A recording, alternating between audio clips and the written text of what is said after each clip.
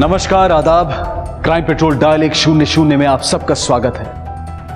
हर इंसान अपनी जिंदगी को अपने तरीके से जीना चाहता है। जिंदगी जीने का उसका अपना एक नजरिया, अपने कुछ मकाम होते हैं। और अगर इंसान अपने नजरिए को सही समझता है तो उसे किसी के प्रमाण पत्र की जरूरत नहीं होनी चाहिए। लेकिन अक्सर यह देखा गया है कि लोग अपने से ज्यादा दूसरों की सराहना और ध्यान को आकर्षित करना चाहते हैं।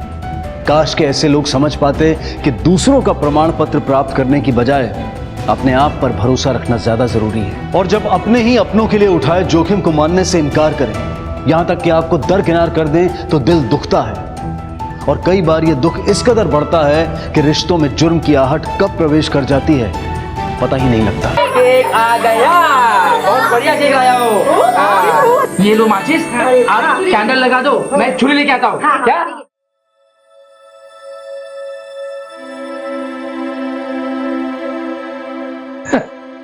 पाउडर लगा के पुराना चेहरा वापस नहीं आएगा।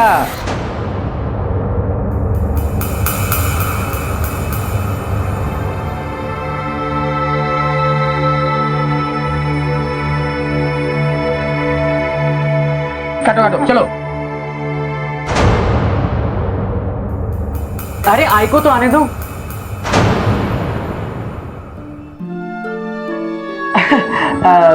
आई तो आ जाएगी। केक काटो तब तक, हाँ, है ना? चलो चलो चलो। Happy birthday to you. Happy birthday to you. Happy birthday dear Nikita. Thank you. अबे काम करो, ये ना काट के बांट देते सबको, है ना? हाँ?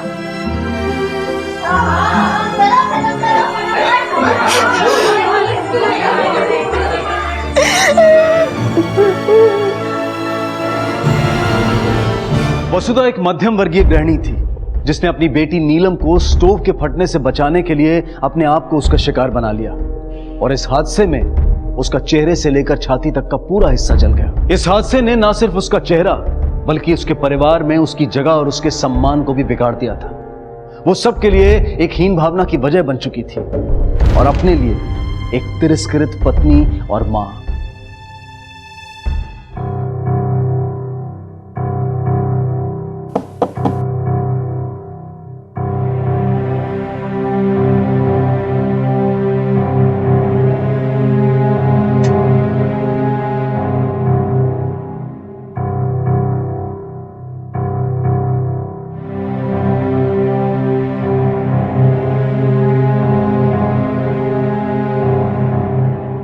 मंगेश अच्छी तरह से जानता था कि वसुधा ने यह सब उनकी बेटी नीलम को बचाने के लिए किया था।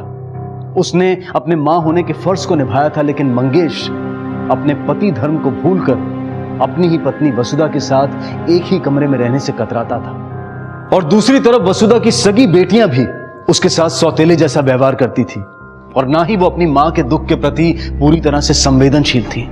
अरे रुको तुम दोनों, मैं चलती हूँ ना। बाबा नहीं आ रहे तो क्या हुआ? पेरेंट्स मीटिंग में मैं चलती हूँ, जरा बाल बना लेती हूँ। आई रहने दे, हम है ना, हम देख लेंगे। अभी तो कह रही थी तुम दोनों कि स्कूल में नहीं चलेंगे कोई तो टीचर डांटेगी ना। नहीं, वो हम संभाल लेंगे, बस तुझे स्कूल आने की जरूरत नहीं है। हाँ, मतलब भाई रहने देना, हम देख लेंगे। अरे क्यों देख लेगी, मैं चलती हूँ। लेकिन मैं कह रही हूँ स्कूल आने की जरूरत नहीं है। क्यों नहीं आना है? मैं माँ हूँ ना तेरी, मैं नहीं आ सकती? क्योंकि हम अपने दोस्तों को नहीं बता सकते कि तुम हमारी माँ हो। शक्ल देखिए अपनी। मुझे माँ कहने में तुम्हें शर्म आती है?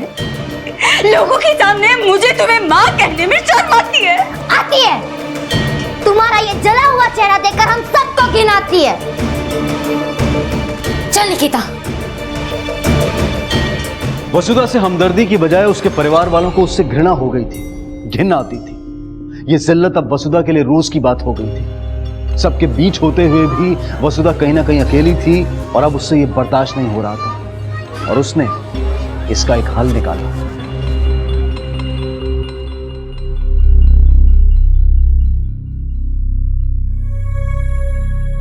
ले बेटा, ले। आओ।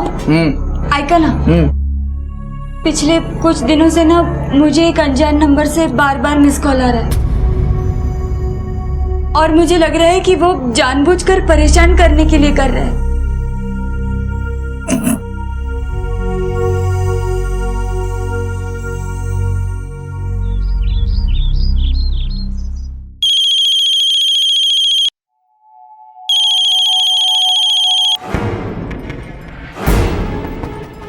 हेलो हेलो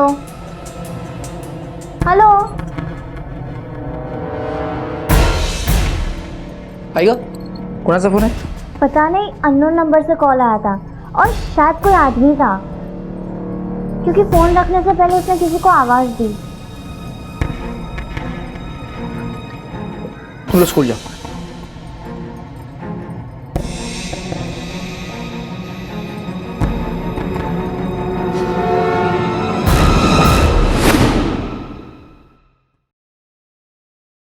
क्या चल रहा है? अरे बाबा आ गए? हाँ आ गया। क्या चल रहा है? Time pass. बहुत थक गया आज। पानी।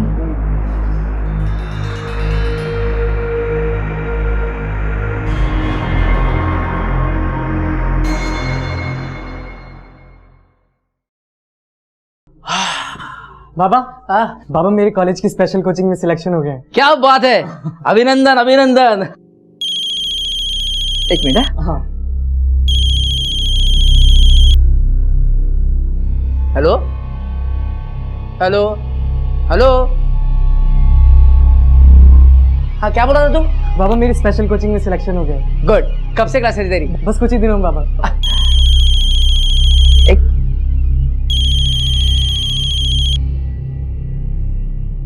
Hello hello hello.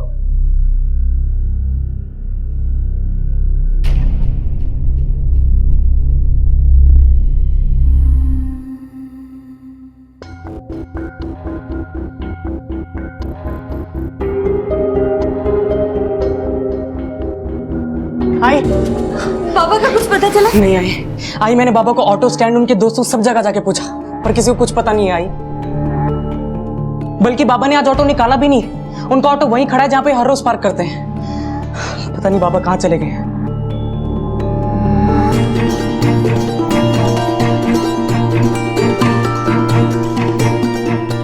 कहीं मेरी मिस कॉल वाली बात से उन्होंने कुछ उल्टा सीधा तो नहीं कर लिया ना? साहब ये मेरे पति है। कल कुछ काम से जाता हूँ कह कर गए, अब तक नहीं आया साहब। बैठिए। क्या करते हैं ये? रिक्शा चलाते हैं, लेकिन कल उन्होंने रिक्शा भी नहीं निकाला, पता नहीं कहाँ चले गए। इनकी किसी से दुश्मनी या कोई झगड़ा हुआ? नहीं सर, बाबा तो सीधे साधे आदमी है। शिंदे सर, इनसे इनकी पति की डिटेल्स ले लो, उनके फोन को सर्विलेंस पे डाल दो और ऑटो स्टैंड जाके पता करो किसी ने देखा था क्या। ठीक है सर। ठीक है, आप लोग जा सकते हैं। एक मिनट, आपके चेहरे पे क्या हुआ? 7 साल पहले घर में स्टोव फट गया था साहब, उस पे जल गया। आखिर कहां था मंगेश? क्या वो सुरक्षित था? क्या मंगेश का गायब होना वसुधा के झूठ का परिणाम था या फिर सच कुछ और ही था? सिचुएशन पूरी तरह से समझ के बाहर थी।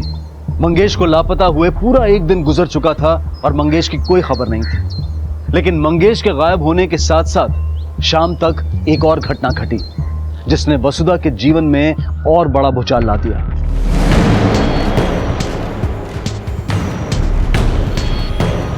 अरे भाई, मेरी बेटी नीलम और निकिता स्कूल के लिए निकली थी, अब तक घर नहीं लौटी। आपने देखा है क्या? आपको कुछ पता है? अरे मैडम, इतने बच्चे आते जाते हैं, कैसे पता होगा? अब तो स्कूल भी बंद हो गया है। पता नहीं कहाँ चली गई।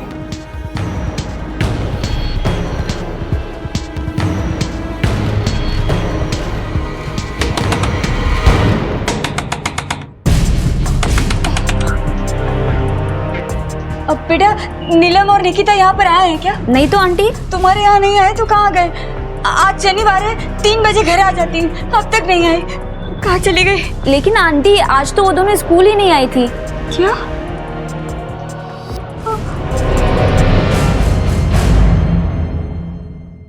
पहले आपके पति गायब हुए, अब उसके बाद आपकी बेटियां। आपको किसी पे शक है जो आपके साथ ऐसा कर सकता है? मतलब कोई लड़ाई झगड़ा किसी से, कोई दुश्मनी? सर मेरे पापा वो सोनू वाले सीधे साधे आदमी हैं, अपने काम से काम रखते हैं सर। उनका किसी से दुश्मनी और झगड़ा हो ही नहीं सकता। और तुम्हारी बहनें, उनका किसी से कोई खास दोस्ती, कोई बॉयफ्रेंड? नहीं सर। अच्छा, तुम्हारी बहनों ने कभी शिकायत की किसी की? कोई उनका पीछा करता हो, कोई छेड़ता हो, कोई परेशान करता हो? नहीं सर, ऐसा तो उन्होंने कुछ भी नहीं बताया। ठीक है, आप लोग घबराइए मत, घर जाइए। और अगर ऐसी कोई भी बात याद आए जो हमारे इन्वेस्टिगेशन में मददगार साबित हो तो हमें जरूर बताइए। चलो।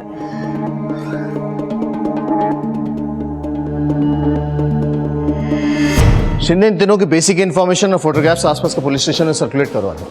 ठीक है सर। लेकिन सर, मुझे लगता है कि ये किडनैपिंग फिरौती के लिए नहीं की गई, क्योंकि ये एक मिडिल क्लास फैमिली है सर, और पति को गायब हुए अभी 24 घंटे से ज़्यादा हो चुके हैं, लेकिन अभी तक कोई रैंसम कॉल नहीं आया है। सर, मुझे लगता है कि ये केस आपसी लड़ाई झगड़े का है या आपसी दुश्मनी का। सिर्फ बाप नहीं, 2 बेटियां भी गायब हुई हैं। अब ये केस आपसी रंजिश का है, किडनैपिंग का है या चाइल्ड ट्रैफिकिंग का, या तो छानबीन के बाद ही पता चलेगा। लेकिन जो भी हो, केस बहुत सीरियस है, क्योंकि एक घर से 3 लोग गायब हुए हैं, पहले बाप और फिर 2 बेटियां। इस केस को सॉल्व करने के लिए इस परिवार को समझना बहुत जरूरी है। फिलहाल वसुधा के पड़ोसियों से, मंगेश के ऑटो स्टैंड और बच्चियों के स्कूल में पूछताछ करते हैं। साहब, मंगेश भाऊ का परिवार है तो अच्छा, ना किसी से लफड़ा करने का, ना किसी के लफड़े में पड़ने का। आपण बरं आणि आपलं काम बरं। साहब, बाहर नहीं लेकिन घर में तो बहुत अनबन चलती रहती थी। मतलब मंगेश और उनके बाइकों के बीच में ना कितने दिनों से मानो बोलचाल बंद ही थी। और वो निकिता और नीलम, उन दोनों की तो माँ से 1 मिनट भी नहीं बनती थी। ये क्या किया तूने? मुझे नहीं खानी है सड़ी हुई सब्जी। खाना भी अपने जैसा बनाती हो, ना टेस्ट है ना शक्ल। बेटा, बिना तेल मसाले के खाना खाना सेहत के लिए अच्छा होता है। हमारी सेहत का तुम कब से सोचने लगी? कुछ करना ही है ना तो अपनी शक्ल का करो। जब देखो बीमारों जैसा खाना बनाती रहती हो, ना खाने का मन करता है ना देखने का। निकिता, समझा दे इसको, देखा इसे कैसे बात कर रही है ये। तू चुप कर, आई का चमचा। मेरा बस चले तो इसका चेहरा ही ना देखूं। मेरी मजबूरी जो मैंने इसके कोख से जन्म लिया। और इन भाई बहनों के बीच में आपस में बनती थी? कैसी बनती साहब, ये दोनों बच्ची है ना बहुत ही बदतमीज थी। माँ को ना बहुत बुरा भला कहती थी, और शैलेश बीच में बचाव करता रहता था। तो मंगेश अपनी बच्चियों को कुछ नहीं कहता था? वो क्या साहब, वो तो खुद वसुधा से बचता था। दोनों साथ में तो रहते थे, पति पत्नी जैसा उनके बीच कुछ नहीं था। मुझे तो लगता है साहब, रोज रोज की चिटचिट से वो कहीं भाग गया है।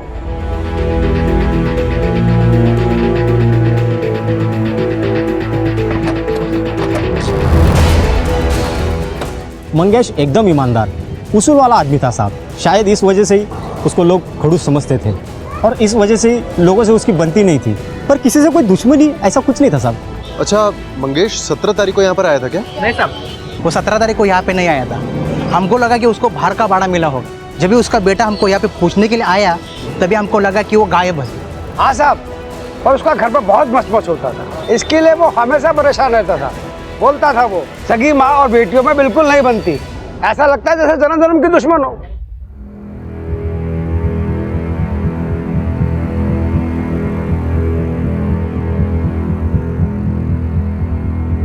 सब लड़कियां स्कूल में आई कि नहीं आई पता नहीं, पर स्कूल टाइम में मैंने दोनों को अपनी माँ के साथ में फुटपाथ पे देखा था।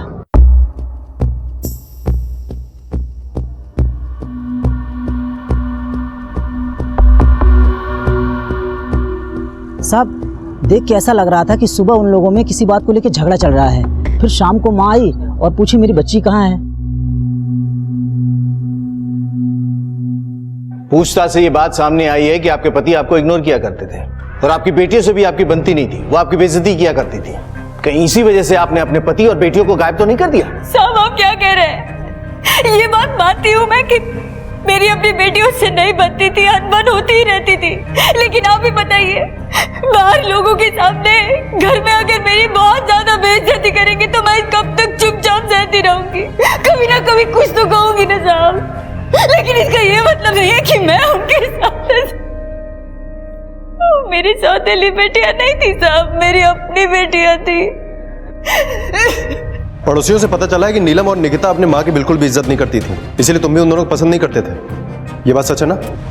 हाँ सर। और इसीलिए तुमने उन दोनों को गायब भी कर दिया। नहीं सर, हाँ सर, ये बात सच है कि मैं उन दोनों को पसंद नहीं करता हूँ, लेकिन वो दोनों मेरी बहनें हैं सर।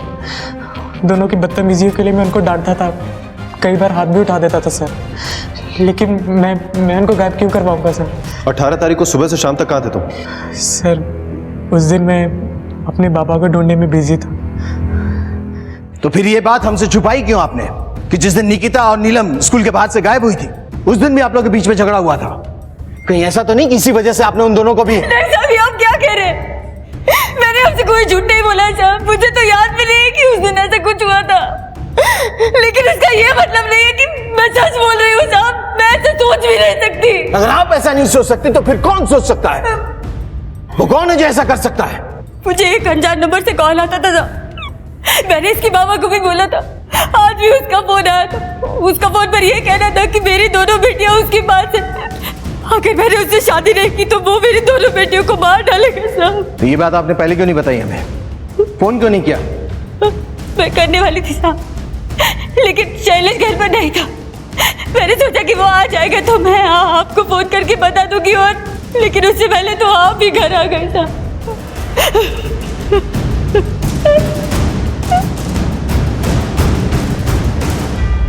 सर मुझे लगता है कि वसुधा झूठ बोल रही है, क्योंकि उसकी बात गले से नीचे नहीं उतर रही है सर। एक तो वो 40 साल की औरत है, 3 बच्चे की माँ है, और ऊपर से उसका चेहरा जलने की वजह से पूरी तरह बिगड़ भी चुका है। तो फिर उससे शादी करने के लिए कोई इस तरह से पागल क्यों होगा सर? शिंदे, शायद कोई ऐसा आदमी हो जिसे वसुधा के आज के हालात के बारे में पता ना हो।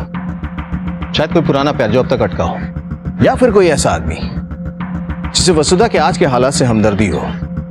एक काम करो सर, वसुधा और शैलेश के कॉल रिकॉर्ड से मोबाइल लोकेशंस निकालो, और जो देवदास है ना उसका पता करो। ठीक है सर। सर नीलम के कॉल रिकॉर्ड्स और मोबाइल लोकेशन। ठीक।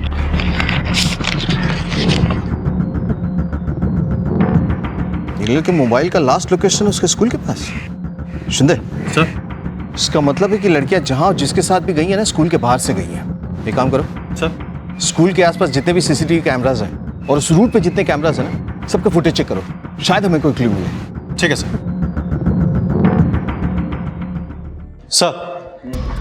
सर मैंने वसुधा और मंगेश के कॉल रिकॉर्ड्स चेक किए हैं सर। मंगेश के कॉल रिकॉर्ड से कुछ खास नहीं मिला है। 17 तारीख को उसका फोन उसके घर के आसपास ही बंद हुआ था सर, और वो अभी तक बंद है। और सर शैलेश के कॉल रिकॉर्ड से भी ये बात क्लियर है कि उसके कॉल सिर्फ फैमिली या दोस्तों तक ही सीमित है। और सर जिस दिन ये दोनों लड़कियां किडनैप हुई उस दिन भी शैलेश का फोन उसके घर के आसपास ही था सर। और वो वसुधा के रैंडम कॉल्स? सर वसुधा सच कह रही थी, उसको रैंडम कॉल्स आते थे। पता करो ये नंबर किसके नाम से, और उसका लोकेशन भी पता करो। अगर वसुधा सच कह रही है तो इस नंबर के जरिए हम मंगेश, नीलम और निकिता तक पहुंच सकते हैं। डर और झूठ इंसान की सबसे बड़ी कमजोरियां हैं, और यह बेहद जरूरी है कि इंसान अपने मनोबल से उस पर विजय पाए। लेकिन डर और झूठ नाम के दुश्मन जिन्हें वसुधा ने खुद पाला था, वो उसके परिवार को तहस नहस करने वाले थे। आखिर उन तीनों के साथ हुआ क्या था? नीलम का खून किसने किया था? क्या निकिता कातिल थी या वो खुद किसी साजिश का शिकार थी? और नीलम के खून से मंगेश का कोई वास्ता था भी या नहीं? क्या ये हादसों का सिलसिला वसुधा का बदला था? सर वसुधा को जिस नंबर से कॉल आ रहा था वो स्विच ऑफ है। इंक्वायरी की तो पता चला वो नंबर झूठे नाम और एड्रेस पे रजिस्टर है सर। उसकी लोकेशन क्या थी? सर जब तक वो फोन ऑन था उसकी लोकेशन ज्यादातर मीरा रोड स्टेशन के पास वाले मार्केट की थी।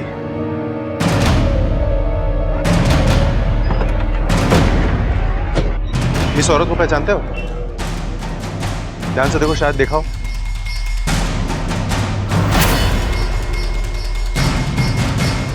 ये इस औरत को इधर से कहीं आते जाते देखा है क्या? हाँ साहब, ये औरत तो यहाँ पे आती है, राधे श्याम के यहाँ से ही सब्जी लेके आती है ये। उसकी दुकान कहाँ है? सब हो रहा उसका दुकान सब, लेकिन कल दोपहर से इसने दुकान अचानक बंद करके कहीं चले गया है, उसके बाद आया भी नहीं, और आज भी ठेला बंद है। नंबर है उसका? हेलो, क्या?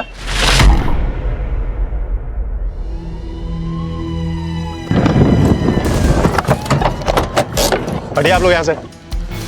खून पूरी तरह से सूख चुका है। फिर आप लोग आसपास देखो, कोई सुराग मिलता है क्या? Okay sir. बॉडी सबसे पहले किसने देखी थी? मैंने देखी थी साहब। साहब मैं यहाँ पास में ही रहता हूँ। साहब मैं रोज़ इसी रास्ते से काम पर जाता हूँ, लेकिन साहब आज सुबह जब मैं यहाँ से गया था उस वक्त ये लाश यहाँ नहीं थी, लेकिन जब वापस लौटा तो देखा सर यहाँ लाश पड़ी थी। शिंदे, इसका मतलब है कि इसे मारा कहीं और गया है, उसके बाद बॉडी यहाँ ठिकाने लगाई गई है, इसलिए खून के कोई निशान भी नहीं दिख रहा है। काम करो, बॉडी को पोस्टमार्टम के लिए भेजो, वसुधा को खबर करो और सब्जी वाले को उठाओ। ठीक है सर।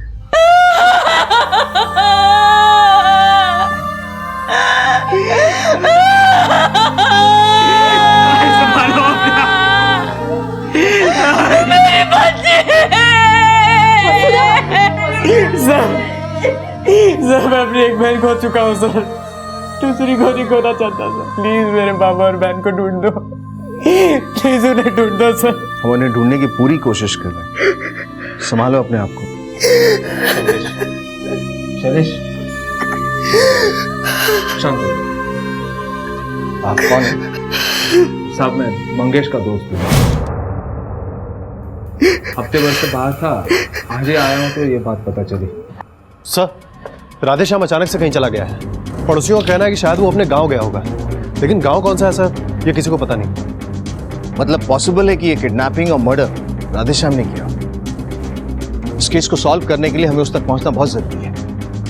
सर ये नीलम की पोस्टमार्टम रिपोर्ट। Thank you. हमारे इंफॉर्मेशन के मुताबिक राधेश्याम की दुकान 19 तारीख को बंद हुई थी और इस पोस्टमार्टम रिपोर्ट के मुताबिक नीलम की मौत 4 से 6 के बीच में 18 तारीख को, 5 बजे 20 तारीख को बॉडी मिली थी। जब तक ये राधेश्याम नहीं मिल जाता ना, इस केस की गुत्थी नहीं सुलझेगी। उसकी तलाश जारी रखो। Right sir. और सर वसुधा का घर काशीमीरा गांव में है, लड़कियों का स्कूल मीरा भाईंदर के शांति नगर के इलाके में। सर नीलम की लाश मिली है गोराई में। सर ये भी तो पॉसिबल है ना कि लड़कियों को इसी एरिया के बीच में कहीं रखा गया। पॉसिबल है सिद्धे। एक काम करो सर, गोराई से लेके मीरा रोड के बीच में पता करो वसुधा का कोई रिश्तेदार या नीलम का कोई दोस्त रहता है क्या। ठीक है सर।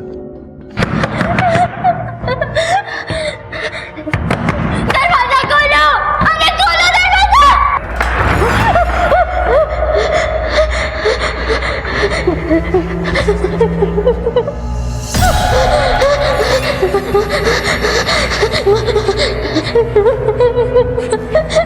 प्लीज मुझे जाने दो, मैं किसी को नहीं बताऊंगी, मुझे जाने दो, प्लीज जाने दो मुझे, प्लीज जाने दो। सर वो दोनों बहनें हमेशा एक साथ ही रहती थी, दोनों बहनें एकदम बेस्ट फ्रेंड की तरह रहती थी और इसीलिए उन्हें कभी किसी फ्रेंड की जरूरत ही नहीं थी। उनका कोई बॉयफ्रेंड था? नहीं सर, वो दोनों का कोई बॉयफ्रेंड नहीं था। सर एक और बात, अचानक उनके पास बहुत पैसे आने लगे थे और वो लोग खर्च भी बहुत करती थी, है ना? हाँ सर। ठीक है, थैंक यू। लड़कियों को पहचानते हो तुम? हाँ साहब, ये तो यही स्कूल में पढ़ती है साहब। ये लास्ट टाइम कब आई थी? 3-4 दिन पहले आई थी साहब। बहुत हो गया ये माँ का एहसान, मुझसे अब ये औरत बर्दाश्त ही नहीं होती। छोड़ना अब, और गुस्सा करके क्या फायदा। अब स्कूल बंक कर ही दिया है तो चल मैं तुझे एक जगह लेकर चलती हूँ। कहाँ? अब हम जाएंगे तो तुझे खुद ही पता चल जाएगा और तेरा गुस्सा भी शांत हो जाएगा। लेकिन निकिता, अरे चल नीलम। अच्छा ये लोग गई कैसे थे? साहब कैसे गया ये तो मैंने देखा नहीं साहब, ग्राहक आया तो मैं काम में लग गया। उन बच्चियों को आप लोग पढ़ाते थे, बता सकते हैं कैसी बच्चियां थी? सर जो नहीं है उसके बारे में बुरा तो नहीं बोलना चाहिए। हाँ पर दोनों बहनें थी बहुत शरारती। पूरे स्कूल में ना कोई उनको पसंद करता था और ना वो किसी को, सिवाय प्रमोद सर के, वही थे जिनसे उनकी पटती थी। प्रमोद सर कहाँ है? प्रमोद सर पिछले 4 दिनों से छुट्टी पर है। वायरल हुआ है सर। 1 मिनट, ये देखिए डॉक्टर का प्रिस्क्रिप्शन, 4 दिन से दवाइयाँ खा रहा हूँ सर। अच्छा एक बात बताओ, जिन बच्चियों को स्कूल में किसी से नहीं बनती, कोई टीचर उन्हें पसंद नहीं करता, उनसे तुम्हारे क्लोजनेस का रीजन क्या था? सर हर टीचर का या स्टूडेंट का कोई ना कोई फेवरेट होता ही है, बस उतना ही। मैं सच कह रहा हूँ, मैंने कभी भी उनका फायदा उठाने की कोशिश नहीं की। फायदा उठाने की कोशिश तो की तुमने, लेकिन कामयाब नहीं हुए। अपनी बदनामी से बचने के लिए तुमने निकिता और नीलम को किडनैप किया और फिर नीलम को मार दिया। नहीं सर, 4 दिन से तो मैं स्कूल में भी नहीं गया हूँ। और उससे पहले 2-3 दिन से ना तो मेरी उनसे बात हुई है ना ही मुलाकात हुई है। आप चाहो तो पता कर लीजिए। वो तो हम पता कर ही लेंगे, लेकिन एक बात ध्यान में रखना, अगर इस मर्डर और किडनैपिंग में तुम्हारा हाथ हुआ ना, 2 घंटे के अंदर तुम्हारा बुखार उतार दूंगा मैं।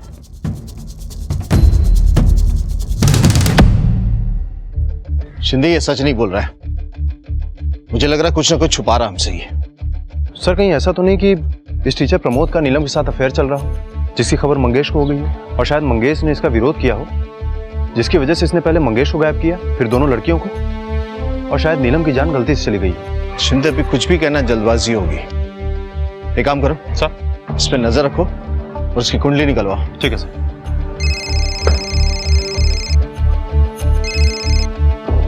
हेलो, ओके, ठीक है सर। वो जो सब्जी वाला है ना राधेश्याम, उसका फोन ऑन हुआ है सर। फॉरेन टीम को अलर्ट करो। ठीक है सर।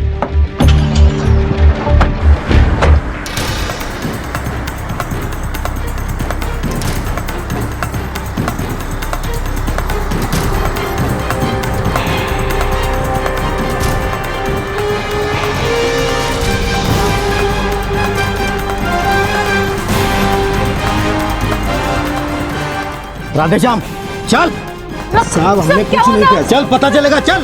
वसुधा बहन जी ने हमें खुद फोन करने के लिए बोला था साहब, और तो और साहब उन्होंने ही मुझे मोबाइल और नंबर दिया था। दादा आप मेरा एक छोटा सा काम करेंगे?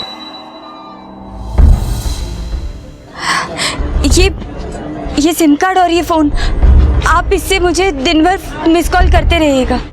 पर हम क्यों देंगे मिस कॉल, और काहे देंगे? चिंता मत करिए, आप कोई गलत काम नहीं कर रहे हैं, बल्कि आप मेरी मदद ही कर रहे हैं। लेकिन बहन जी ये कैसी मदद है, और हम काहे करेंगे? जब से मेरा चेहरा जल गया है ना, मेरी तो दुनिया ही उजड़ गई है। मेरे घर वाले मुझसे बात नहीं करते, मेरे सामने आंख उठाकर भी नहीं देखता है। घर में मुझे मुंह ढक के चलना पड़ता है। अगर आप इस फोन से मिस कॉल करेंगे ना, तो शायद उन्हें लगेगा कि कोई है जो मेरी परवाह करता है, मुझे प्यार करता है। इस बहाने वो लोग मुझसे 2 बातें करेंगे, मेरा ध्यान देके आप। लेकिन बहन जी अगर कुछ गड़बड़ हो गई तो? अरे कोई गड़बड़ नहीं होगी, आप मुझ पर भरोसा रखिए। ये थोड़े से पैसे रख लीजिए, मुझे मिस कॉल कर। ठीक है, हम कर देंगे मिस कॉल। तो वसुधा के कहने पे ही तूने उन लड़कियों को उठाया ना? नहीं साहब, हमने किसी को नहीं उठाया साहब। वसुधा बहन जी का पति उनको पसंद नहीं करता था साहब, इसलिए बहुत वो परेशान रहती थी। हमें क्या मालूम कि हम उनके साथ अच्छाई करेंगे और हम यहाँ तक पहुँच जाएंगे साहब। Excuse me sir. हेलो, क्या सर वसुधा ने अपने हाथ की नस काट ली?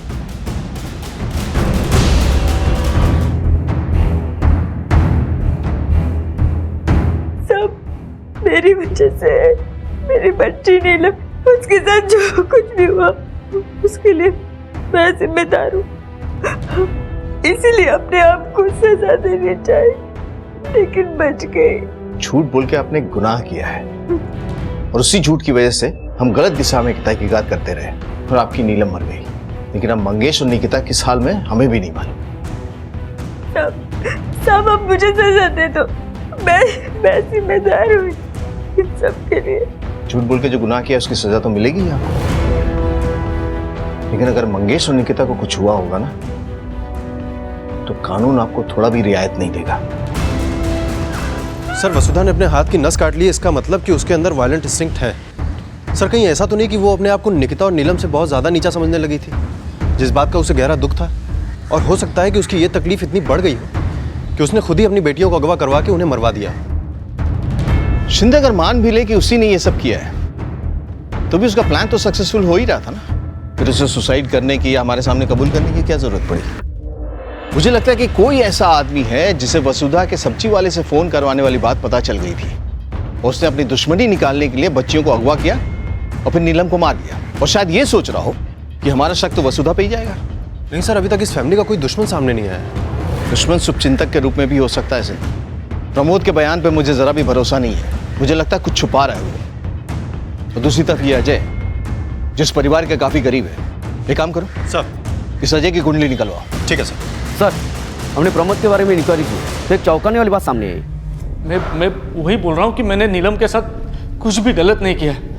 मैंने कभी भी उसका फायदा नहीं उठाया है सर। जिस फायदे की तू बात कर रहा ना, हमें पता तो उठा ही नहीं सकता, क्योंकि तुझे लड़कियां नहीं लड़के पसंद है।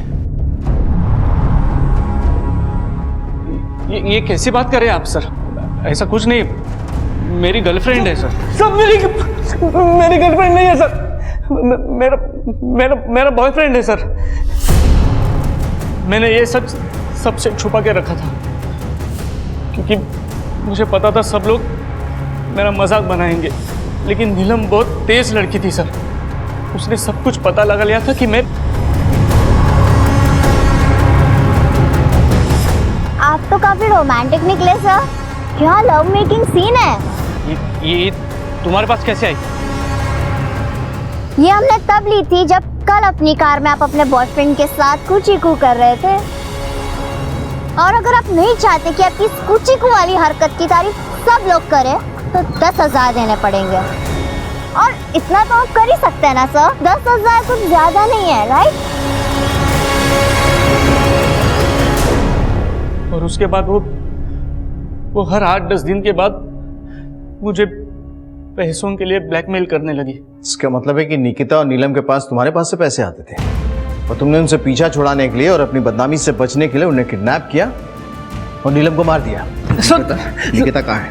सर, मैं उस तरह का इंसान नहीं हूँ सर। मैं 10-20 हजार के लिए किसी का खून नहीं कर सकता हूँ सर। शिंदे सर, इसे तब तक अंदर रखो जब तक ये सच ना बोले। सर सर सर सर मेरी बात तो सुनिए सर। सर प्रमोद सच कह रहा है, वो उस दिन बीमार था और पूरे दिन घर पे ही था सर। मगर प्रमोद भी इस केस में इन्वॉल्व नहीं है, तो फिर कौन हो सकता है? शिंदे सर, कहीं ऐसा तो नहीं कि ये सारा काम मंगेश ने किया? क्योंकि एक दिन अचानक वो घर से गायब होता है और उसके दूसरे दिन उसकी बच्चियां निकिता और नीलम, कहीं परेशान होकर उसने तो नहीं मार दिया उन्हें? हो सकता है sir. Sir, Naigaon railway track के पास एक लड़की की लाश मिली। हमने जो नीलम और निकिता की फोटो सर्कुलेट की थी, शायद उसके मुताबिक वो लाश निकिता की हो सकती है, क्योंकि लाश का चेहरा निकिता से मिलता है।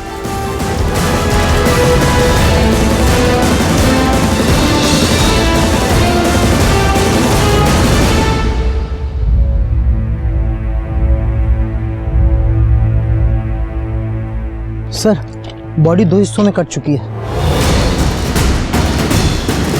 शिंदे सर, जहाँ नीलम की लाश मिली थी उससे ये ट्रैक बिल्कुल अपोजिट डायरेक्शन में है, काफी दूर। Yes sir. पता करना पड़ेगा इसकी बॉडी यहाँ तक पहुंची कैसे। साहब वो नहीं हो सकती साहब। साहब हमारी बात सुनिए। निकिता, निकिता, मेरी बच्ची, मेरी बच्ची, मेरी बच्ची। वसुधा के झूठ ने पुलिस को भटका दिया था, जिसका परिणाम यह था कि आज नीलम और निकिता दोनों इस दुनिया में नहीं थी और मंगेश का कोई अता पता नहीं था। पोस्टमार्टम रिपोर्ट के अनुसार निकिता की मौत सुसाइड नहीं, कत्ल थी। उसकी मौत गला दबाने की वजह से हुई थी और उसकी बॉडी को रेलवे लाइन पर सिर्फ पुलिस को गुमराह करने के लिए डाला गया था। वसुधा, प्रमोद, शैलेश, पुलिस की इन सब पर नजर थी। तो आखिर इन घटनाओं को अंजाम कौन दे रहा था? सर, अजय के बारे में इंक्वायरी करने पर पता चला है कि अजय वसुधा के काफी क्लोज है और उससे हमदर्दी भी रखता है सर। इसीलिए अजय ने कई बार मंगेश को अपनी दोनों बेटियों को सुधारने के लिए कहा और ये बात दोनों लड़कियों को बुरी भी लगती थी। इसीलिए इन दोनों लड़कियों का अजय से झगड़ा भी होता था सर। एक बार तो ये दोनों बहनें अजय घर चली गई और सबके सामने उसे बेइज्जत भी किया सर।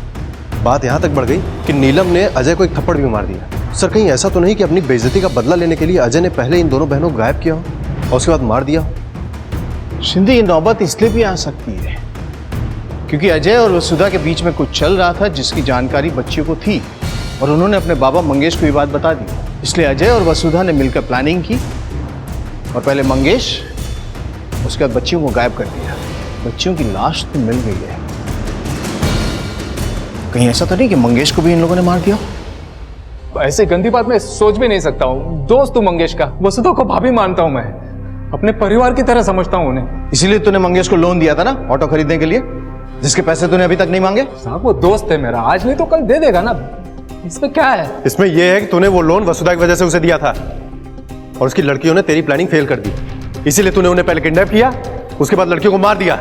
जिंदा है या मार दिया उसे भी? अरे साहब मैंने किसी को नहीं मारा है, मैं अपने दोस्त के साथ ऐसा क्यों करूंगा? गलत रिश्तों की वजह से अक्सर दोस्त दोस्त का दुश्मन हो जाता है। तो तूने भी इसीलिए किया ना सब? नहीं साहब, वसुधा भाभी है मेरी, मैं ऐसा नहीं सोच सकता हूँ साहब। अगर तू ऐसा नहीं सोच सकता फिर किसने सोचा? वसुधा ने या शैलेश ने? क्या बात कर रहे हैं साहब, दोनों बहुत भले लोग हैं। सर मंगेश अपने घर आ गए हैं। क्या?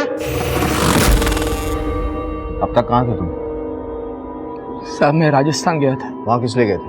वसुधा का चेहरा जब से बिगड़ गया है, उसके साथ रहना बहुत मुश्किल हो गया था।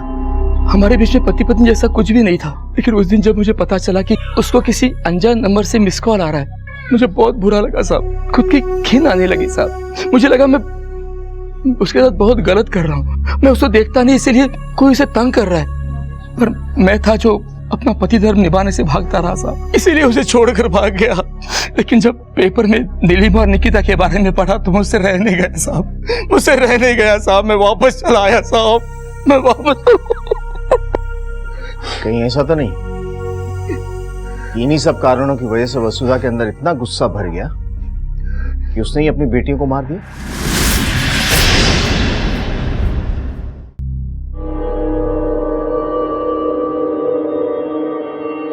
वसुधा, क्या तुमने हमारी बेटियों को मारा? क्या कह रहे हैं आप मुझ पे शक कर रहे हैं? नहीं वसुधा, वो सर हमारी पुलिस टीम ने भाईंदर, जहां पर नीलम और निकिता का स्कूल है, वहां से लेकर मीरा रोड, गुराई, जहां पर नीलम की लाश मिली, और नायगांव, जहां पर निकिता की लाश मिली, इन सब जगहों की फुटेजेस चेक किए तो घोड़बंदर मार्केट के एक एटीएम के सीसीटीवी फुटेज में ये दोनों लड़कियां एक लड़के के साथ नजर आई हैं। ये फुटेज है सर। लगा? ये देखिए सर। ये पॉज कर, जूम करो। हेलमेट की वजह से शक्ल पहचानना मुश्किल है, बाइक का नंबर भी नहीं है। ये काम करो सर, इस फुटेज को लैब भेजो और वहां से नंबर निकलवाओ। उसने इंडिया का जर्सी पहना है। सुनते सर, इस फुटेज को देख के एक बात तो साफ होगी कि लड़कियां जिसके साथ भी गई है ना, उसे बहुत अच्छी तरीके से जानती है और ये जर्सी में कातिल तक पहुंचा सकती है।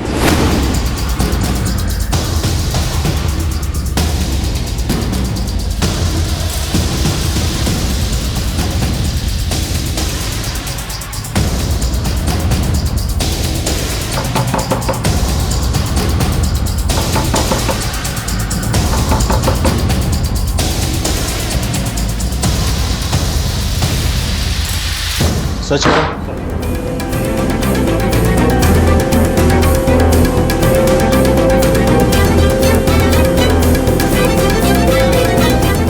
सर इधर नहीं है। आपका ऑटो रिक्शा कहाँ है? गली के बाहर है।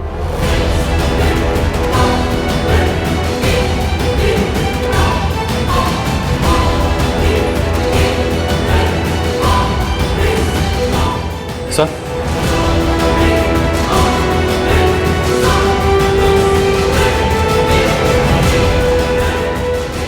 ये तो यहाँ था नहीं। इसका मतलब तूने छुपाया? यहाँ बोलेगा या पुलिस स्टेशन में चल के? क्योंकि झूठ बोलने का कोई फायदा नहीं है। जिस बाइक पे तू अपने बहनों को लेके गया था ना, वो सलीम की बाइक थी और तेरे कॉल रिकॉर्ड से ये बात पता चली है कि उसके और तेरे बीच में बातचीत होती थी। बोल।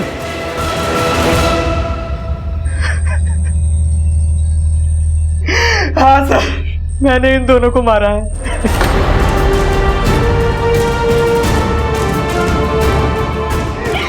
क्यों मारा अपनी बहनों को? तूने अपनी बहनों को क्यों मारा? बोल, तेरी बहनें थी वो। नहीं थी वो मेरी बहनें, क्योंकि उन दोनों ने और आजी ने मुझे हमेशा ये एहसास दिलाया कि मैं तुम्हारा अपना नहीं बल्कि गोद लिया हुआ बेटा।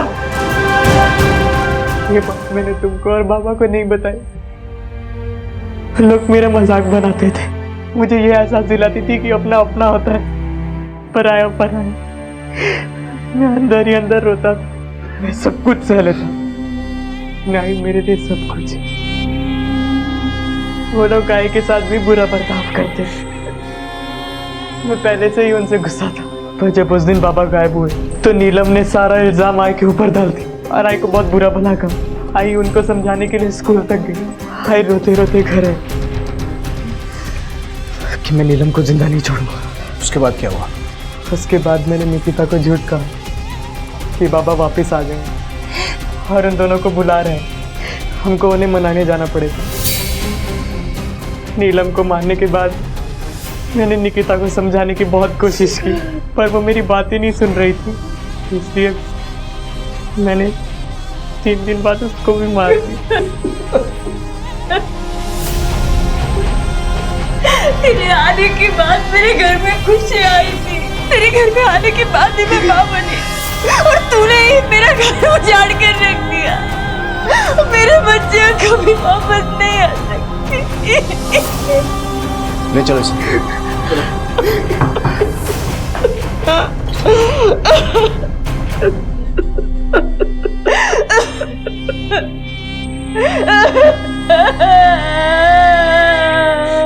शारदा, नीलम, निकिता शैलेश से प्यार नहीं करते थे, लेकिन वसुधा और मंगेश शैलेश से प्यार करते थे। क्या शैलेश को जीने के लिए इतनी वजह काफी नहीं थी? बेशक थी, लेकिन उसने नफरत का जवाब नफरत से दिया। वसुधा के साथ भी वही हुआ। अपने पति और बेटियों से प्यार और इज्जत पाने की कोशिश में वो एक के बाद एक गलतियां करती चली गई। शैलेश को नीलम और निकिता के अपहरण और हत्या के लिए गिरफ्तार किया गया और इस वक्त वो न्यायिक हिरासत में है। अपने किए हुए अच्छे काम की सराहना सबसे पहले खुद करें। अपने ऊपर विश्वास रखें, क्योंकि दूसरों के प्रमाण पत्र की जरूरत सिर्फ कमजोर लोगों को पड़ती है। नमस्कार, आदाब। क्राइम पेट्रोल डायल 100 में आप सबका स्वागत है।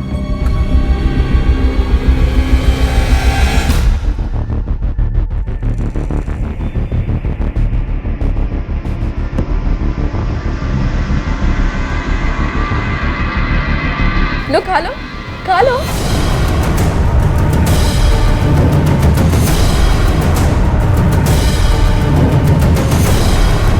नहीं, मुझे नहीं खाना। मैं तो खाऊंगा, मुझे भूख लगी है।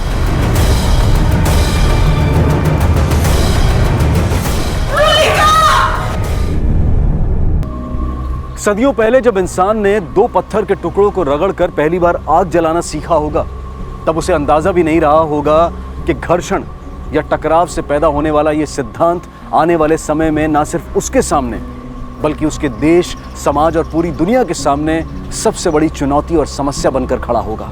सदियों बाद पत्थरों की जगह इंसान खुद, उसकी नस्लें, उनकी सोच, समाज की मान्यताएं और विचारधाराएं आपस में टकराएंगी और आग भड़क उठेगी। वो आग जिसके कारण उसका अपना अस्तित्व खतरे में पड़ जाएगा। आज हम एक ऐसी कहानी लेकर आए हैं जिसमें हर पल घटने वाली घटनाएं और वारदातें ना सिर्फ आपके रोंगटे खड़े कर देंगी, बल्कि आपको सोचने पर भी मजबूर कर देंगी।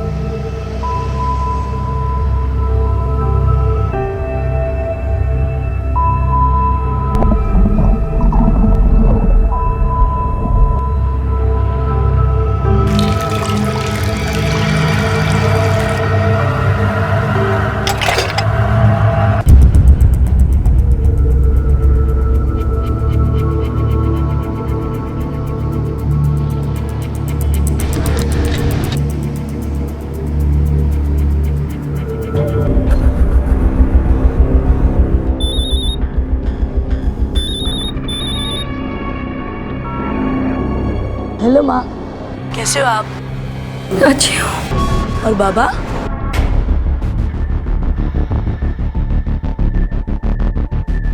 बाबा भी ठीक है। और साची कैसी है?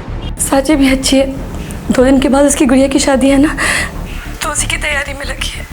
और तू कैसा है? मैं तो एकदम चंगा हूँ। गौतम जल्दी आओ, जा, तेरी बहुत याद आती है। मैं नहीं आ सकता ना बाप, ख्याल रख अपना। रखता हूँ। हेलो गौतम।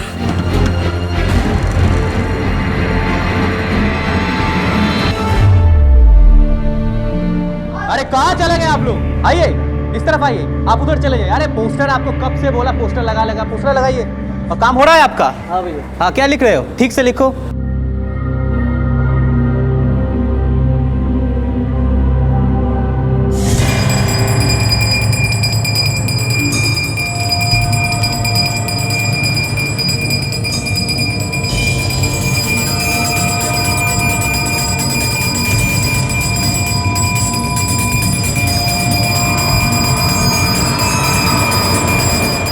क्या दीदी ने क्या बनाया तेरे लिए? तेरा पसंद की मछली, पेट भरे खा भी। एकदम शर्माना नहीं। मुझे भूख नहीं है। क्यों बेटा? लेकिन माछ खाने पे तो कोई मना नहीं कर सकते ना। ऊपर से मेरे हाथ पे बनाए हुए इलिश माछ। हाँ, मुझे मालूम है तुम्हें इलिश माछ बहुत पसंद है ना? लो खा लो, खा लो। क्या कर दिया गौतम? तुलिका बेटा, छोड़ यार, मिल जाएगी। और अरे कहाँ गए वो 2 बच्चे? Hello, police station. एक तरफ कोलकाता में 12 साल का गौतम सैकड़ों किलोमीटर दूर बांकुरा जिले के छातना गांव में क्या छिपा रहे थे माँ बेटे एक दूसरे से? क्यों माँ ने गौतम से झूठ कहा था कि उसके पिता ठीक हैं, जबकि वो खुद उनका कत्ल कर चुकी थी? और क्यों गौतम अपने घर नहीं लौट सकता था? और ये जो एक के बाद एक खून का सिलसिला शुरू हुआ है, क्या ये थमेगा?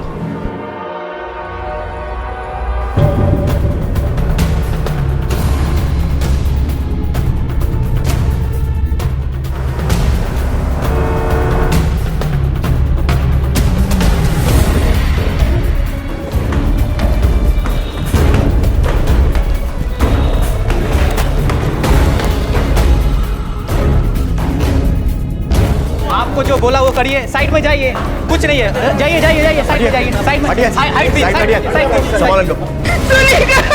क्या हो गया बेटी? तुलिका,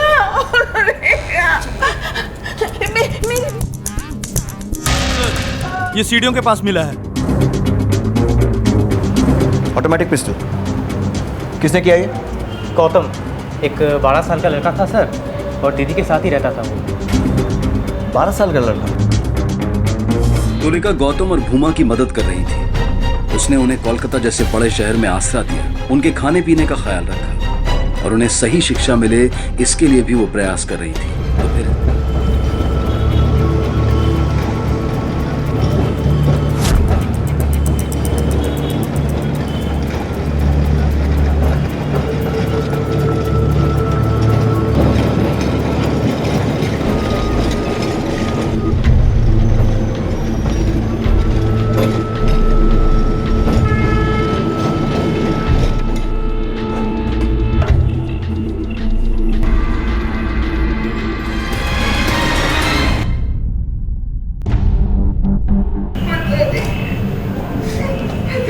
सर, उसने ऐसा क्यों किया? दोनों बच्चे थे सर, स्कॉलरशिप के लिए आए थे। और गौतम को तो हमने अपने बच्चे की तरह माना था। अगर मैं अपने आंखों से नहीं देखती तो कभी भी विश्वास नहीं कर पाती। इतने प्यारे बच्चे ये कर सकते हैं। उन दोनों लड़कों की कोई फोटो होगी आपके पास? गौतम की है, कल ही ली थी हमने। ये देखिए सर, ये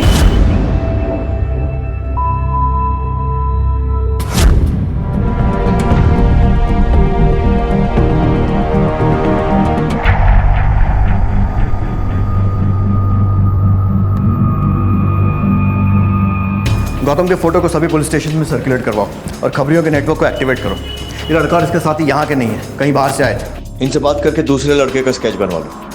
यस सर।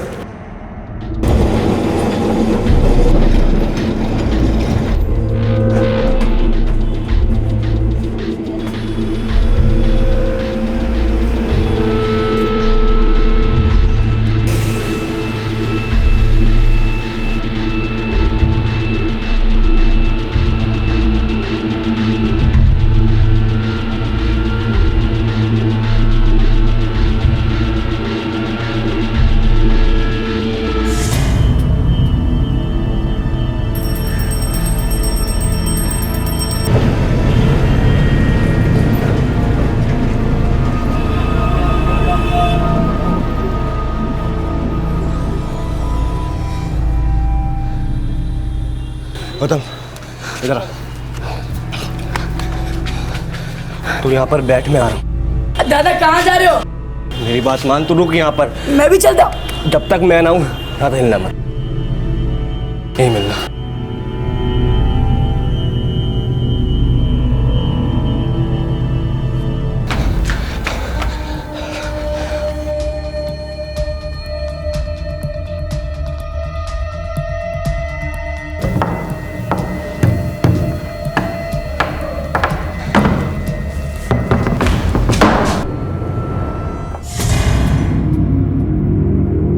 क्या हुआ दादा? कुछ नहीं। अब क्या करेंगे? रात होने का इंतजार, तब तक हमको किसी के घर छुपना होगा। और अब तक तो कोलकाता पुलिस ने तेरे फोटो छाप दिए होंगे सारे में। होटल में गए तो पकड़े जाएंगे। दादा अगर ऐसा है ना तो आप चले जाओ, मैं अकेले संभाल लूंगा। तो गोली क्या चला दी? खुद को तरनखा बनने लगा तू। साथ आए थे साथ जाएंगे, और ये फालतू के दिमाग मत लगा तू। बस ये सोच रात का गुजारे।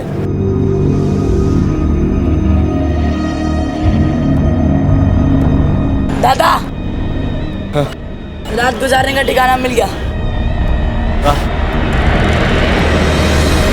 ये अभी तक पता नहीं चल पाया था, और आखिर ये दूसरा व्यक्ति कौन था जिसकी हत्या भूमा ने की थी। उम्र का वो दौर जिसे बचपन कहा जाता है, उससे मासूमियत और अच्छाई की उम्मीद की जाती है, लेकिन 12 साल का गौतम और उससे कुछ साल बड़ा भूमा, वो तुलिका जो उनकी मदद कर रही थी, जिसने उन्हें अपने घर में शरण दी थी, तो फिर आखिर ऐसी कौन सी वजह रही होगी जिसके कारण उन्होंने उसकी जान लेने जैसा इतना बड़ा कदम उठा लिया। इस सवाल और ऐसे कई सवालों के जवाब पुलिस को आने वाले वक्त में ढूंढने थे।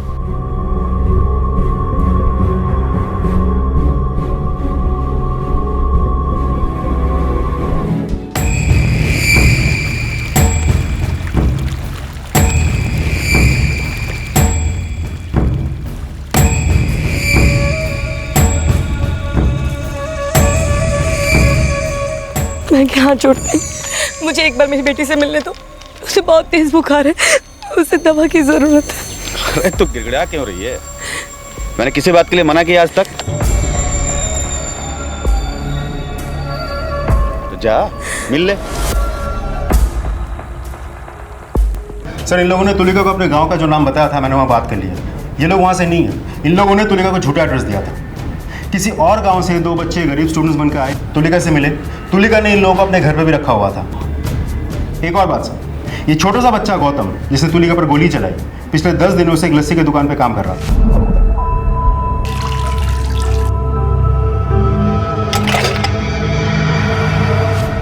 पता चला कहाँ है ये दुकान? सर,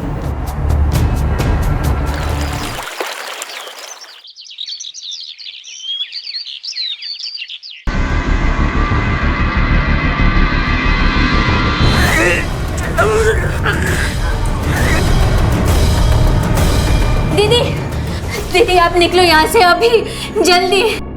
क्यों? वो मोइनकदा और पूरे गांव वाले यही आ रहे हैं। लेकिन क्यों? मैंने सुना कि वो आपको मार डालेंगे, और वो इसीलिए वो आ रहे हैं। तू रुक यहाँ पे, आते हो।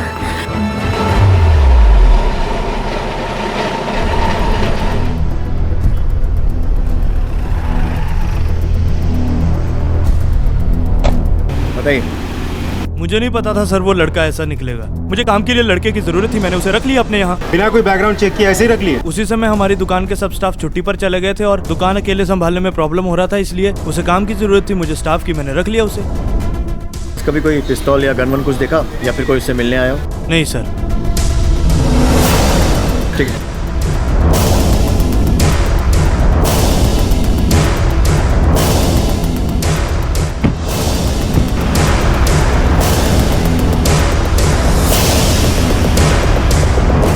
अगर वो लड़का स्कॉलरशिप पर कोलकाता आया था, तो फिर चाय की दुकान में नौकरी क्यों कर रहा था?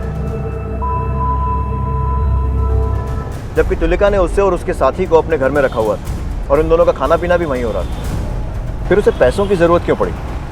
तो जैसा कि सब कह रहे हैं कि बच्चा गरीब है, तो ऐसा भी तो हो सकता है कि कुछ एक्स्ट्रा पैसा कमाने के लिए वो नौकरी कर ली हो। लेकिन उसी कॉलेज के पास में जहाँ पर तुलिका पढ़ती थी, और बाद में उसने तुलिका के घर में शरण ली और फिर उसका मर्डर भी कर दिया। वो शायद माइट बी रॉन्ग, पर मुझे ये कोइंसिडेंस से ज़्यादा प्लानिंग लग रही है।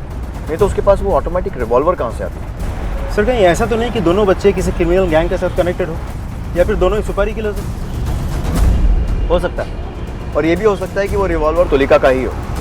आफ्टर ऑल पॉलिटिशियन थी, और ऐसे लोगों के बारे में श्योरिटी से कुछ नहीं कह सकते। लेकिन मुझे एक बात समझ में नहीं आ रही, उसके पास तुलिका को मारने के बहुत सारे चांसेस थे। कभी भी मार सकता था अकेले में, या फिर रात में सबके सोने के बाद, लेकिन उसने सबके सामने मारा, वो भी दिन दहाड़े।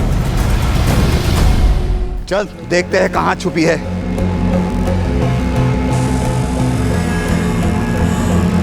एक इधर देखो।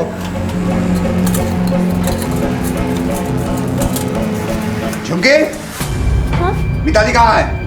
मुझे नहीं पता। नहीं पता? सच सच बोल। मुझे सच में नहीं पता।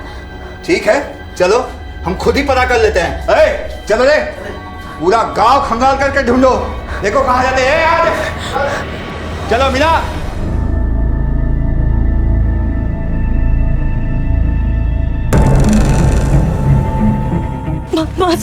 मास्टर जी मुझे बचा लीजिए, वो गांव वाले और मैनाक। क्या क्या मैनाक है? इतनी घबराई हुई क्यों? मैनाक ने गांव वालों के दिमाग में मेरे खिलाफ जहर भर दिया। वो सब मिलकर मुझे मारना चाहते हैं। क्या? मुझे बचा लीजिए। तुम आओ मेरे साथ। सुनिए जरा, ये फोटो देखिए।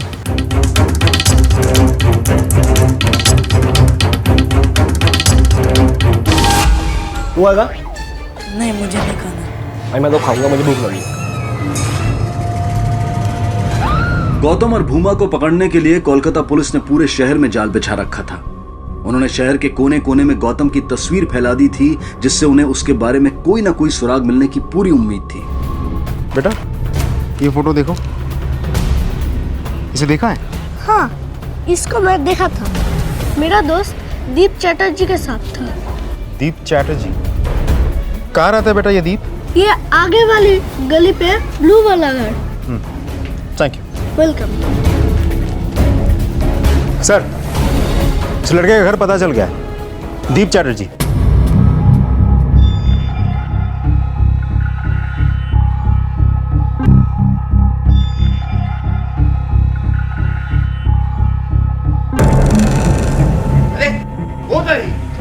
खबरदार मैना, खबरदार, तू किसी ने ऐसा हाथ लगाया तो। मास्टर जी आप बीच में मत पड़िए। अरे तुम लोग खड़े क्यों हो? जाओ पकड़ो। अरे भाग ही जाओ। पकड़ो उसको।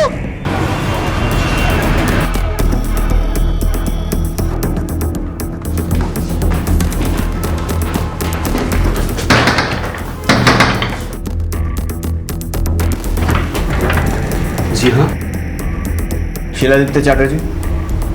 जी हाँ, हम लोग एक लड़के की तलाश कर रहे हैं, गौतम नाम है उसका, जो आखिरी बार आपके बेटे दीप के साथ देखा गया था। क्या वो आया था?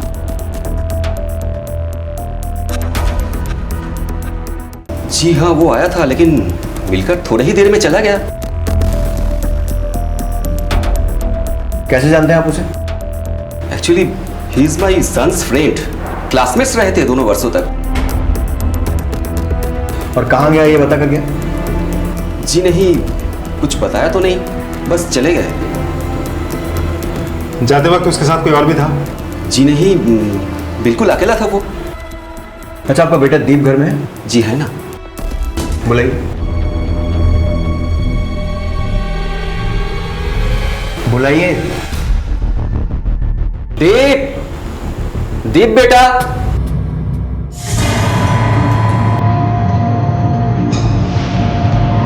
दीप उठ।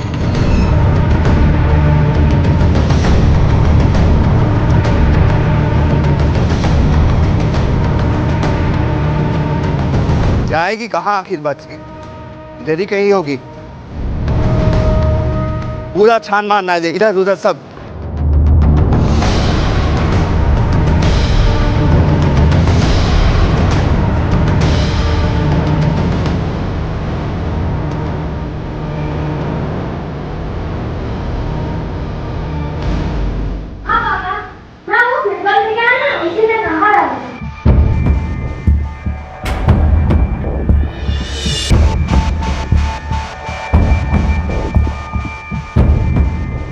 अंकल आए हैं। गौतम आपका फ्रेंड है?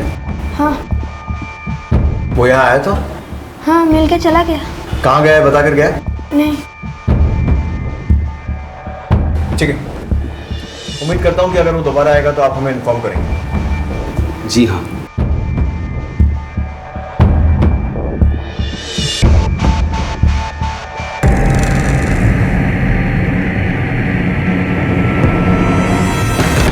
आजू बाजू वाले देख न लें, इस डर से कोई हमसे दरवाजे पर खड़े होकर बात करना पसंद नहीं करता। लेकिन मिस्टर चैटर्जी ने हमें अंदर आने के लिए एक बार भी नहीं कहा। कुछ तो गड़बड़ है। अपने 3-4 आदमियों को सादी वर्दी में घर के आसपास तैनात करो और 24 घंटे नजर रखने को कहो। सर।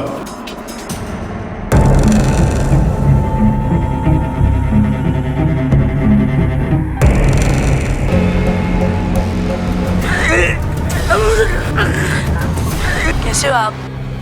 अच्छी हो। और बाबा?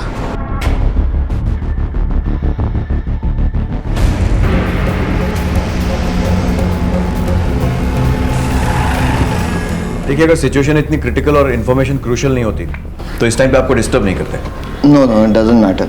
इनफैक्ट मैं तो इस बात से हैरान हूँ कि गौतम ने ऐसा किया है। हमारी स्कूल का बहुत ही ब्रिलियंट स्टूडेंट था वो, एजुकेशन में, स्पोर्ट्स में, हर चीज़ में। कोलकाता से उसकी फैमिली फिर शिफ्ट कर गई थी मेदिनीपुर डिवीजन में। हाँ, ये रही। बांकुरा जिले के एक छोटे से स्कूल में उसने एडमिशन ले लिया था। बांकुरा? जी।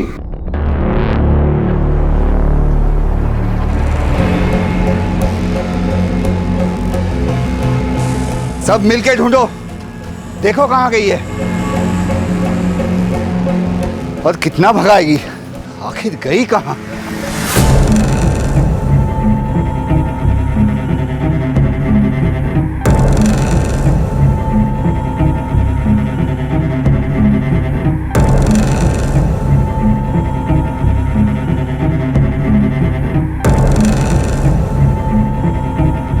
आओ।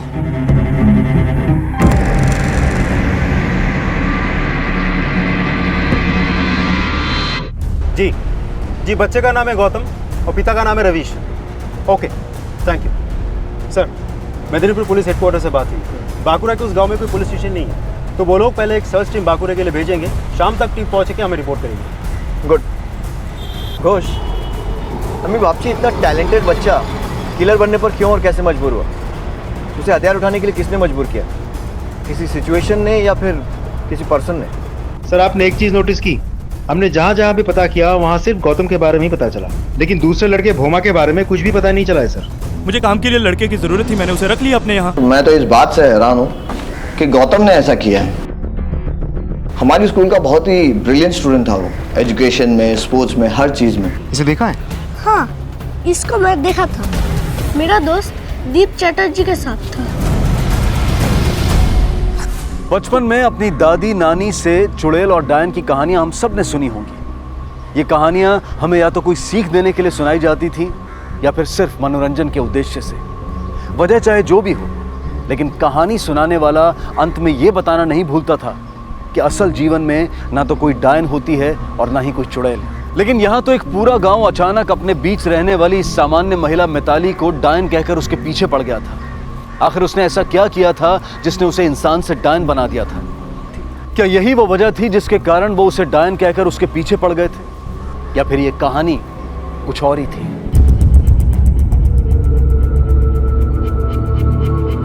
हेलो हेलो माँ।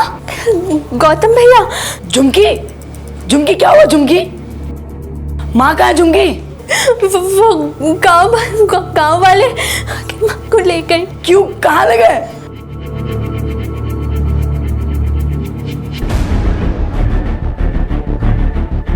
तो रो मत, मैं आता हूँ झुमकी, आता हूँ।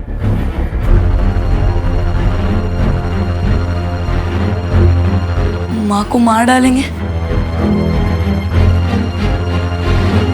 बोमा दादा, बोमा दादा, बोमा दादा, बोमा दादा। ये औरत डाली इसने पति को मारा। हमको जो मोइना खाया, उसको बीवी का पेट में जो बच्चा था उसको भी खाया। मैंने पति को नहीं मारा, आपको पक्का कोई गलतफहमी हुई है। कल सूरज ढलते ही आम सब खाओ वाले उसको ऐसे सजा देंगे कि आप लोग के साथ बुरा काम करने का परिणाम क्या है उसको पता चलेगा। इसको सजा देना चाहिए, इसको सजा मिलनी चाहिए, अरे मिलनी चाहिए। आप लोग का बुरा कर रहे काम पर नाम क्या है उसका पता चलेगा। क्या कर रहे हो? क्यों कर रहे हो? हाँ? इसको सजा देना है। अरे छोड़ दो इसे। अरे भगवान के लिए आप करिए। हाँ? कुछ नहीं किया इसने। मास्टर जी आप समझाइए ना इन लोगों को कि मैं डायन नहीं हूँ। आप सब तो जानते हैं मुझे। प्लीज मुझे छोड़ दीजिए। मेरे छोटे छोटे बच्चे वो किसके सहारे जिएंगे? इसे नहीं छोड़ना है। नहीं छोड़ोगे।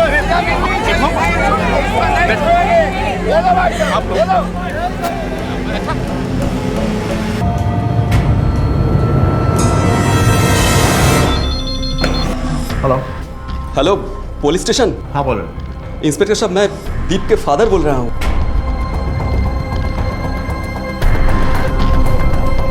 ओके हम लोग पहुंच रहे हैं। Push fast sir. यह अभी जुर्म की फेहरिस्त की शुरुआत थी और कोलकाता पुलिस गांव में घट रहे अपराधों से पूरी तरह से अनजान थी।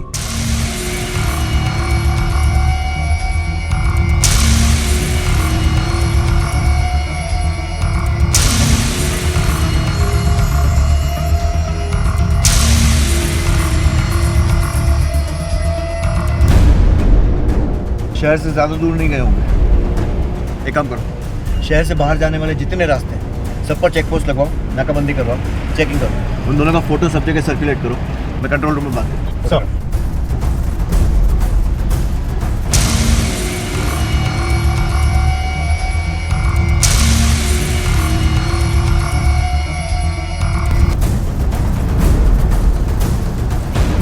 हाँ 2 लड़के हैं, एक 12 साल का एक 14 साल का। एक का नाम है गौतम, दूसरे का नाम है भोमा।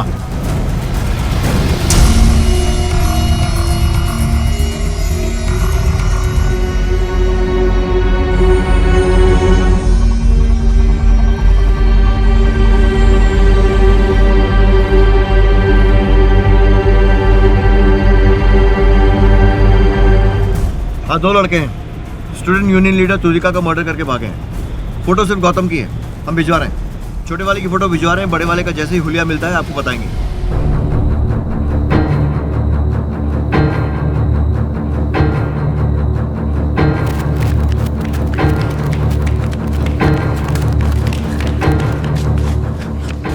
भाग भाग भाग। दादा दादा क्या हुआ? क्या हुआ दादा? दादा दादा उठने की कोशिश करो। क्या हुआ दादा? मुझे लग रहा है मेरे मोच आ गई है। मैं नहीं जा पाऊंगा। तू जा। दादा मैं नहीं जाऊंगा। दादा आपने ही कहा था साथ आए थे साथ जाएंगे। दादा बताओ मुझे क्या हुआ? तू जा। नहीं दादा मैं नहीं जाऊंगा। तू जा गौतम। नहीं दादा मैं जाऊंगा नहीं आपके बिना। अरे रुक साले। दादा उठने की कोशिश करो। क्या हुआ दादा? मैं जाऊंगा नहीं आपके बिना। अरे रुक साले। अरे रुक साले। जाने से कब मना किया मैंने? गांव जाएंगे, सुबह गंगा किनारे जाकर अपना भेष बदलेंगे और गांव चलेंगे। गांव जरूर जाएंगे।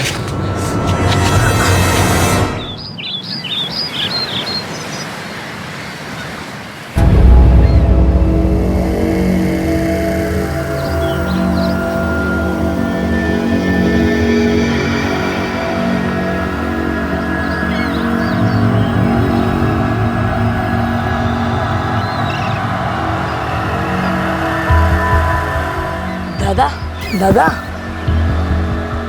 दादा उठो दादा, सुबह होगी दादा, जाना है गाँव।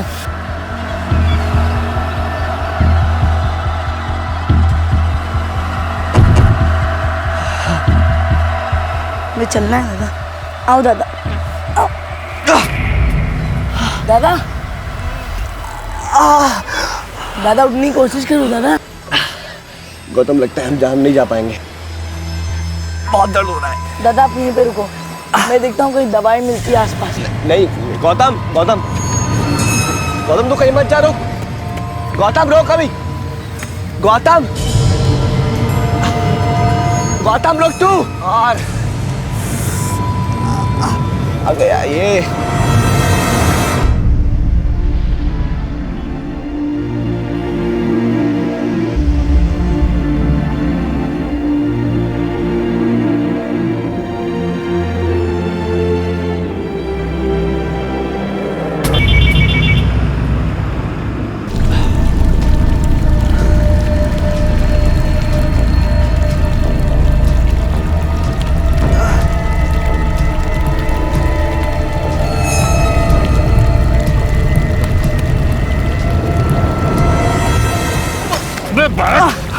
और सबसे बड़ा सवाल यह था कि कैसे सुलझाएगी कोलकाता पुलिस से सुलझे हुए केस को, और वो कैसे पहुंचेगी इस केस के पीछे छिपे सच तक। ऐसे कई सवालों की एक लंबी लिस्ट है जिनके जवाब हमें मिलेंगे कल रात 11 बजे इस केस के दूसरे और आखिरी भाग में।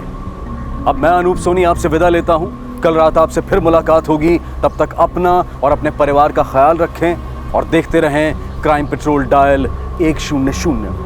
सबक एक को सीख हम सबको। जय। क्राइम पेट्रोल के और भी दिलचस्प कहानी देखने के लिए हमारे चैनल को सब्सक्राइब करें और बेल आइकॉन दबाना न भूलें।